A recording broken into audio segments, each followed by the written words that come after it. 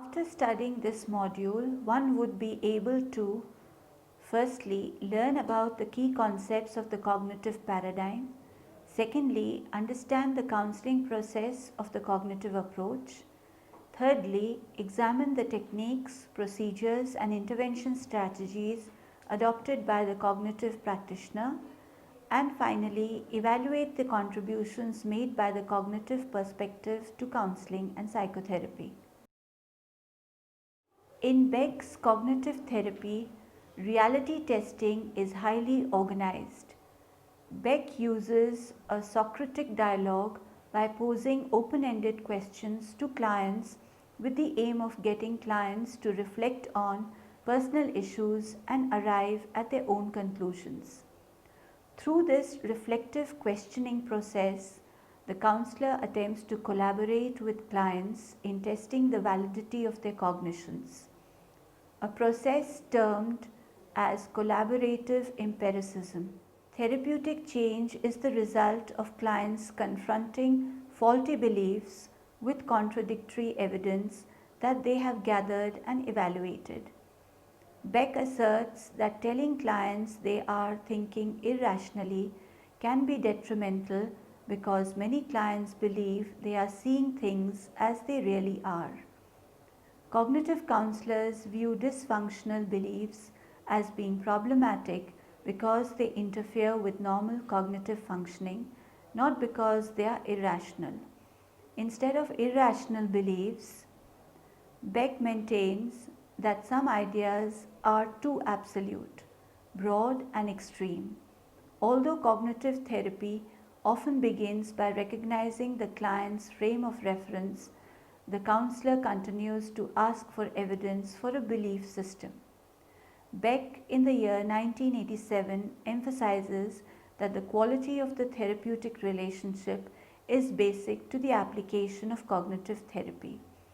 Successful counseling rests on a number of desirable characteristics of counselors, such as genuine warmth, accurate empathy, non-judgmental acceptance, and the ability to establish trust and rapport with clients. The counselor also functions as a catalyst and a guide who helps clients understand how their beliefs and attitudes influence the way they feel and act. Counselors promote corrective experiences that lead to cognitive change and acquiring new skills. Aaron Beck developed an approach known as cognitive therapy, which has a number of similarities to rational emotive behavior therapy.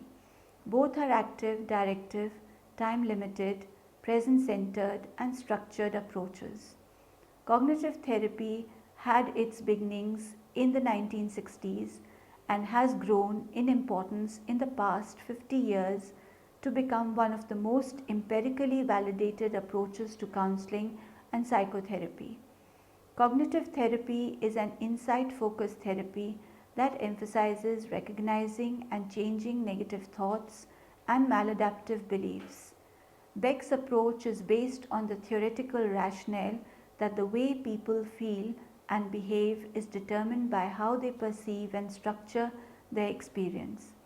The theoretical assumptions of cognitive therapy are that people's internal communication is accessible to introspection, that clients' beliefs have highly personal meanings, that these meanings can be discovered by the client rather than being taught or interpreted by the therapist. The basic theory of cognitive therapy holds that to understand the nature of an emotional episode or disturbance, it is essential to focus on the cognitive content of an individual's reaction to the upsetting event or stream of thoughts. The goal is to change the way clients think by using their automatic thoughts to reach the core schemata and begin to introduce the idea of schema restructuring. This is done by encouraging clients to gather and weigh the evidence in support of their beliefs. Clinical studies indicate the value of cognitive therapy in a wide variety of disorders, particularly depression and the anxiety disorders. It has been successfully applied in treating phobias, psychosomatic disorders, eating disorders, anger, panic disorder, substance abuse, chronic pain, and has been used in crisis intervention.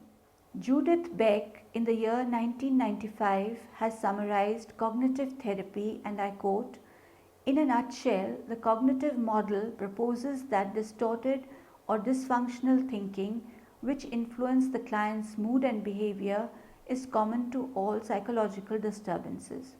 Realistic evaluation and modification of thinking produces an improvement in mood and behavior." Unquote. The purpose of cognitive therapy is to teach people to identify, evaluate, and modify their own dysfunctional thoughts and beliefs. Key concepts of cognitive therapy and counseling. Development of cognitive distortions. Cognitive therapists believe that many factors contribute to the development of dysfunctional cognitions, including people's biology and genetic predispositions, life experiences, and their accumulation of knowledge and learning. Distorted cognitions begin to take shape in childhood and are reflected in people's fundamental beliefs. This makes people more susceptible to problems that impinge on their cognitive vulnerability. Although CT focuses on the present, an extensive intake interview is used to give practitioners a good understanding of their client's history, development, and background. Although cognitive theorists focus primarily on thoughts, they take a holistic view of people and believe that learning about and understanding their feelings and behaviors also is important. Particularly important and related to positive outcome is understanding the emotional responses people have to their faulty cognitions and the impact of those cognitions on mood.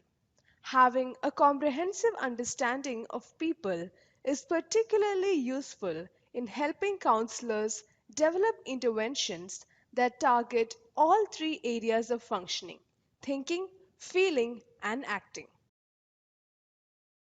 Principles of cognitive therapy. The following important principles characterize the practice of cognitive therapy. CT is based on the finding that changes in thinking lead to changes in feeling and acting.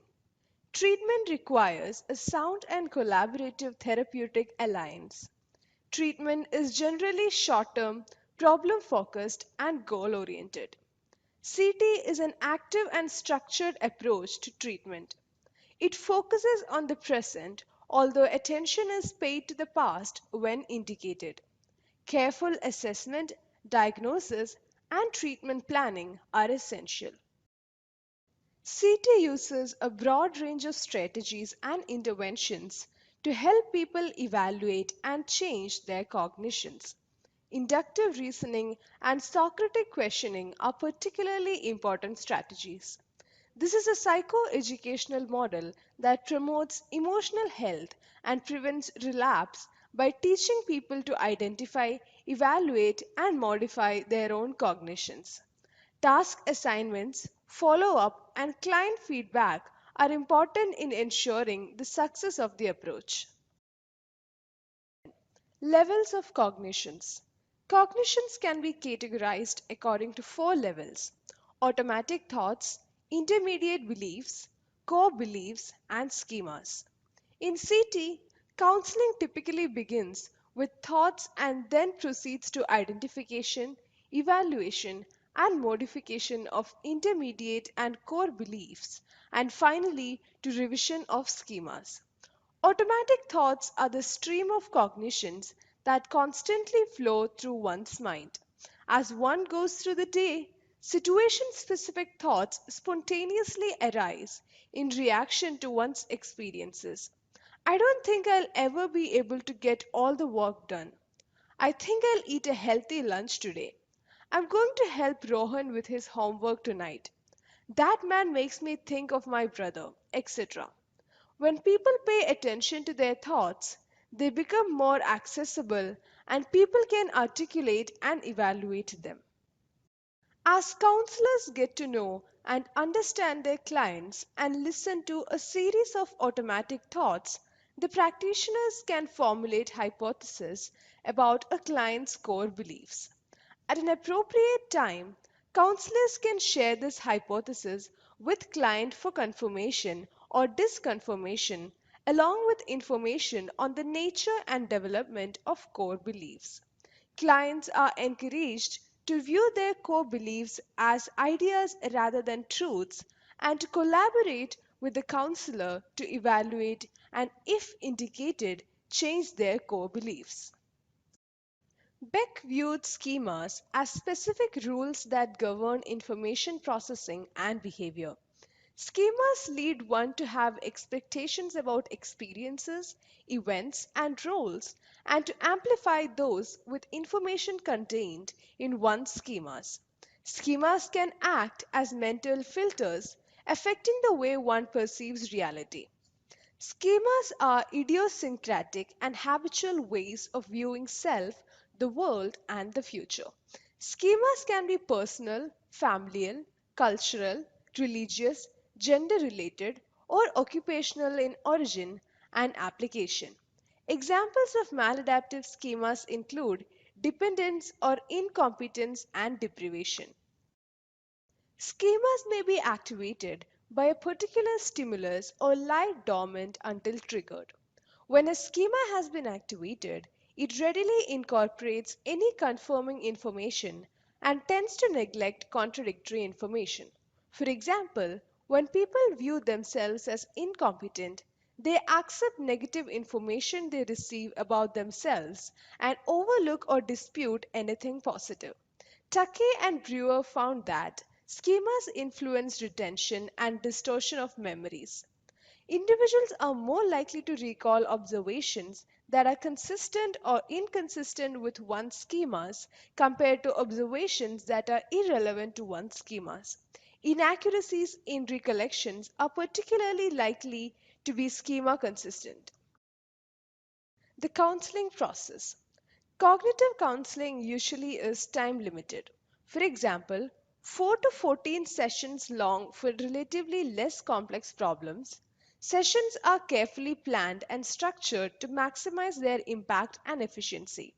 Clients complete inventories and intake questionnaires before the beginning of counseling. Counselors review these before the first session in order to be well prepared. Each session has clear goals and an agenda. Judith Beck recommends the following 10 steps for an initial session. Establish an agenda that is meaningful to the client. Determine and measure the intensity of client's mood. Identify and review presenting problems. Elicit the person's expectations from counseling. Educate the client about CT and the role of the client. Provide information about the client's difficulties and diagnosis. Establish goals. Recommend tasks and homework between sessions. Summarize the sessions. Obtain the client's feedback on the session. Counseling goals. Cognitive counselors carefully specify goals for counseling and they draw on a rich array of interventions to achieve them. The overall goal is to help clients recognize and correct errors in their information processing systems. To accomplish this, counselors help clients identify their immediate and underlying thoughts and beliefs as well as associated emotions and behaviors, evaluate the validity of these thoughts, and modify them.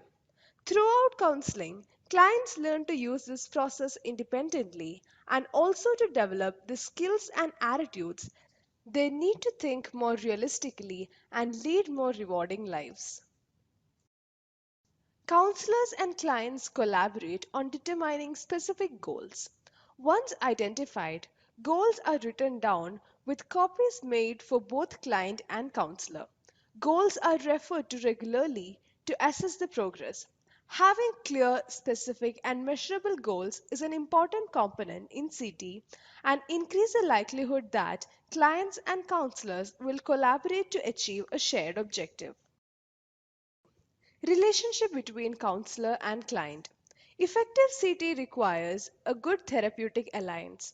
Although CT does not focus primarily on feelings, An essential role of the practitioner is communicating support, empathy, caring, warmth, interest, optimism, and the other core conditions that promote a successful therapeutic alliance. Cognitive counselors strive to be non judgmental. They do not tell clients that their thinking is irrational or argue with them about the merits of their thoughts. Rather, counselors help clients to develop the skills they need to make their own judgments and choices.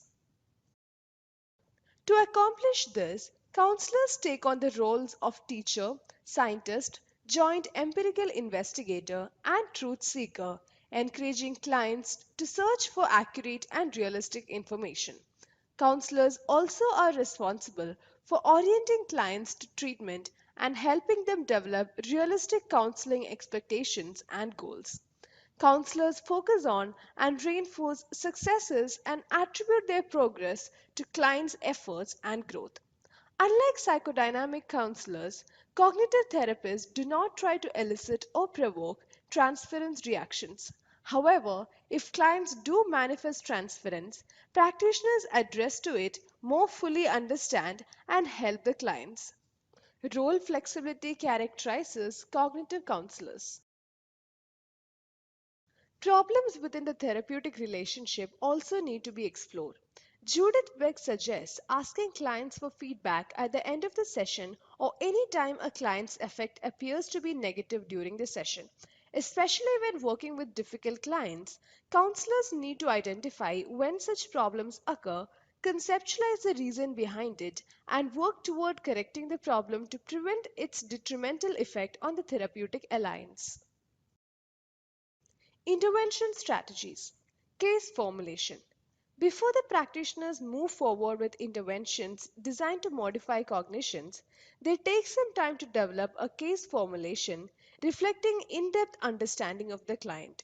According to Pearson's, a complete case formulation includes 6 elements: list of problems and concerns, hypothesis about underlying mechanism, relationship of this belief to current problems, reciprocation of current problems, understanding of background relevant to development of underlying beliefs, anticipated obstacles to counseling. A thorough case formulation enables practitioners to develop treatment plans that are likely to be successful. When planning treatment, cognitive counselors identify the best points for initial intervention, strategies that are likely to be helpful, and ways to reduce anxiety and other obstacles to progress. Counseling usually focuses first on overt automatic cognitions related to clients presenting problems and, as progress is made, shifts to identification and assessment of underlying core beliefs and schemas. Eliciting and rating cognitions. Judith Beck suggests a basic question that may elicit clients' thoughts. What was going through your mind just then? Once one thought is presented, it often leads to other thoughts. Especially important are thoughts that appear repeatedly in conjunction with a variety of experiences and have a negative impact on the client. Beck uses what she calls a dysfunctional thought record to facilitate identification and modification of such thoughts.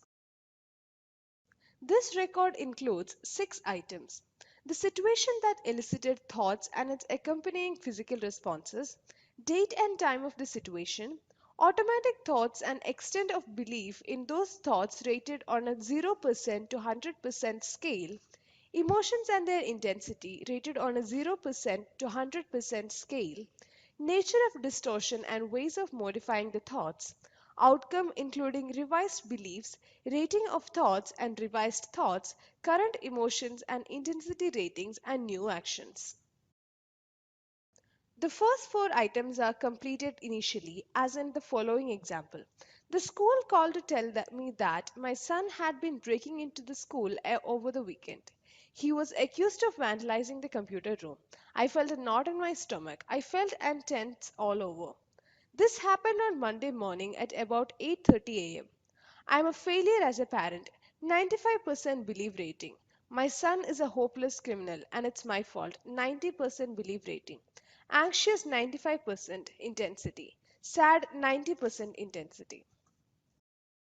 Determining the validity of cognitions. Once the cognitions have been elicited and placed in the context, clients can assess their validity. Especially important is counselors' use of guided discovery with the help of skillful questioning and experiments to help clients test the reality of their thoughts. These are powerful techniques that must be used with care. Counselors should never act as though they know better than the client, should not debate or argue with the client, or should remain neutral on whether the thought is distorted. The counselor's role is to help clients find the truth. Following are additional approaches that cognitive counselors use to help clients evaluate the validity of their cognitions. Asking clients how another person whom they respect would think about the situation. Asking clients what they would say if their friend had the same thoughts they have. Using humor or exaggerations to take an idea to its extreme. Helping clients recognize their tendency to catastrophize. Encouraging people to imagine their worst fears and then think of ways to deal with them so that the fears have less power over them. Suggesting alternate explanations for a situation. Helping people find a middle ground to counteract extreme ways of thinking. Redefining or reconceptualizing a problem so that it's more amenable to change. Decentering or helping people see they're not the cause of the problem or the center of attention. Labeling the distortion. Evaluation of distorted cognitions can be facilitated by categorizing and labeling the distortions. This helps clients see more clearly the nature of their unrealistic thinking, reminds them that other people have similar distorted cognitions, and gives them a tool for assessing subsequent thoughts. A list of cognitive distortions are as follows: all or nothing or polarized thinking, viewing a situation in terms of extremes rather than a continuum. Either my son is innocent or he is a hopeless criminal. Overgeneralization, drawing sweeping conclusions that are not justified by the evidence. I'm a failure as a parent because my son was arrested. Mental filter or selective abstraction, focusing selectively on negative details and failing to see the broad picture. I know my son has been a good student and has not caused any problems in the past, but all I can think about is that how he broke the law. Disqualifying the positive, paying attention only to negative information. What good are my efforts to be a good mother if this is the result? Jumping to conclusions, arbitrary inferences, drawing hasty and unwarranted conclusions. My son must be guilty. Someone saw him hanging around the school late that night. Magnification or minimization, making too much of the negative, devaluing positive information. My son stole a candy bar from another child when he was 4. He was destined to become a criminal. Emotional reasoning, believing that something is true because it feels that way, paying no attention to contradictory evidence. It just feels like this is my fault and no one can convince me that it isn't. Should and must statements, having definite and inflexible ideas about how we and others should behave and how life should be. I should never have let Kailash get his driver's license. I should have made sure I met all his friends. I should have been a better mother to him. Labeling and mislabeling. Attaching an extreme, broad, and unjustified label to someone. Kailash is a hopeless criminal. Personalization. Assuming inordinate responsibility for events or others' behaviors. My son and I had an argument 3 days before the school break in. If I hadn't yelled at him, this probably never would have happened. Catastrophizing. Predicting a negative outcome without considering other possibilities. I just know Kailash will be sent to prison for this. Mind reading. Attributing negative thoughts and reactions to others without checking if they are present. My husband will never forgive Kailash for this. He'll disown him. Tunnel vision. Focusing only on the negative aspects of a situation. I can't do anything right as a parent. There I was eating dinner while my son was breaking into the school. How could I not have known what was going on? Assessment of mood. Assessing mood is an important part of CT for many reasons. Troubling emotions are often the reason behind people seeking counseling. Upsetting emotions are likely to be close to the surface and presented early in counseling. Those feelings can point the way to distorted cognitions. In addition, monitoring the nature and intensity ratings of clients' emotions can provide evidence of progress, while improvement in mood can enhance clients' motivation and optimism. CT was initially developed for the treatment of depression and anxiety, and considerable research demonstrates the effectiveness of this approach in treating these emotional symptoms. Cognitive counselors use structured approaches to assess emotions as they do to assess thoughts. One of Aaron Beck's major contributions to counseling and psychotherapy is the development of brief, concise inventories that provide a quick measure of the nature and intensity of emotions that are more likely to be troubling to the clients. These inventories include Beck Depression Inventory, the Beck Anxiety Inventory, the Beck Hopelessness Inventory, and the Beck Scale for Suicidal Ideation. Any or all of these might be administered before a client begins to be part of the counseling process in order to obtain an emotional baseline. If elevated scores are obtained on an inventory, administration of that inventory every few sessions enables client and counselor to track and quantify changes in emotions. Changing cognitions. The last two steps in Judith Beck's dysfunctional thought record are as follows: helping clients to formulate new cognitions that are more realistic and adaptive, evaluating counseling outcome by asking clients to rate their beliefs in the new cognitions, identify and rate their emotions, and determine actions that will be taken in light of their altered thinking. Practitioners work closely with clients to restructure their cognitions and help them find words to express their new cognitions accurately, realistically, and in ways that are compatible with their emotions. This process involves helping clients deepen their beliefs in their revised cognitions and make those cognitions a part of themselves. Once again, cognitive counselors draw on a wealth of strategies to accomplish these goals. Following are some of the strategies. Activity scheduling encourages clients to plan and try out new behaviors and ways of thinking as well as to remain active despite feelings of sadness or apprehension. Particularly helpful are experiences that bring feelings of both pleasure and mastery. Learning a new and interesting skill and having a good time can contribute to improved moods and clearer thinking. Mental and emotional imagery helps client envision and try on new ways of thinking and feeling. They might imagine themselves coping successfully, changing parts of an image or repeating an image to reduce its emotional impact. A man who has thought of himself as uninteresting, for example, might imagine himself telling fascinating stories to an admiring audience. Cognitive rehearsal is a strategy in which clients mentally rehearse a new behavior and then create a cognitive model of themselves successfully performing that behavior. Some athletes use this technique to improve their skills in their sport. A woman married to a verbally abusive husband used this approach to rehearse asserting herself, making it easier for her to stand up to him when he spoke to her in a demeaning way. A variation is for clients to imagine themselves as someone they admire and then tackle a challenging situation as if they were that person. Thought stopping can be useful when clients have difficulty in getting rid of a persistent harmful thoughts. Thought stopping involves saying stop either aloud or subvocally each time the unwanted thought recurs and replacing it with a more positive thought. Over time, the harmful thought is likely to diminish in frequency and intensity. Diversions or distractions also can help clients reduce their negative thinking. A woman who was diagnosed with a life threatening illness had a good prognosis but still experienced constant thoughts of death. To distract herself from these troubling thoughts, she mentally catalogued each item in her extensive wardrobe, beginning the mental list anew each time the negative thoughts returned. Self talk is a technique in which clients repeat to themselves many times a day positive and encouraging phrases that they have identified as helpful, such as don't let fear control you, you can do it. In essence, they are giving themselves a pep talk. Affirmations are closely related to self talk. An affirmation is a sort of slogan that is positive and reinforcing. Clients can post these in prominent places such as the refrigerator or mirror when they will see them frequently and be reminded to their shift in their thinking. An adolescent girl chose as her affirmation, someday you will realize your great potential. Keeping those words in mind helped her deal effectively with challenges.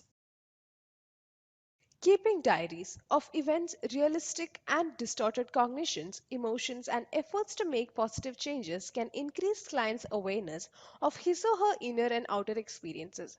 These written records can provide important material for discussion in sessions and serve as a way to track both progress and difficulties.